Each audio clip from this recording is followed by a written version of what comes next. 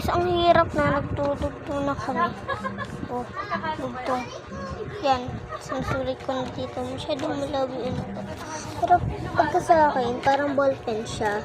So, susulit lang siya dito, guys. Nagdudugtong na kami. Oh my gosh, di ko kaya. Pero, kaya ko din to. Diba? Napapataas ko siya. So, sige. Wait lang. Ito, guys. Ang hirap. So, sige. Buti naman magpailaw ako. So, matatapos ako kasi andyan ko.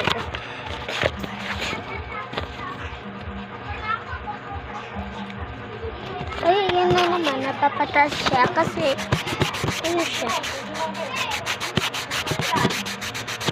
Kanina po ako dito kaya hindi ko tapos yung isa na tapos na natin. Ayan na lang na ito, guys. Hindi ko. Ito yung hinihintay ko dati. Kala ko marunong ako. Si kuya lang pala nagsusulat. Sabi niya, kaya ko na daw agad. Pero yung pala, iniluwad pala. Ganun ako eh. Kinukuha ko yung notebook ni kuya eh. Tapos magpapansin ako sa room. Na kunyari, nagdudugtong na ako. Ganun lang. O, ayan! Diba? Nasulat na lang natin.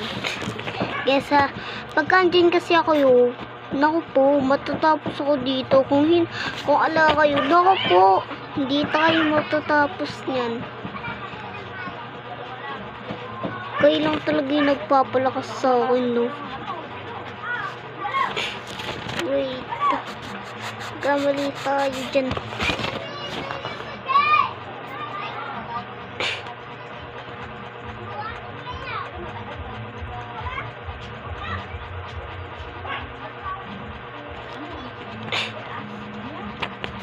Yan, diba natapos na natin?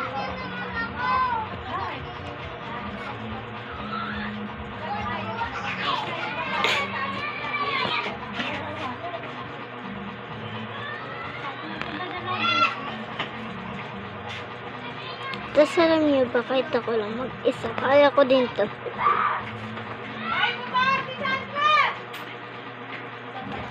Diba natapos natin agad. So, yan. Doon dyan kayo. Thank you naman. Siyempre, dugtong na din pangalan namin. Oh my God, di ko.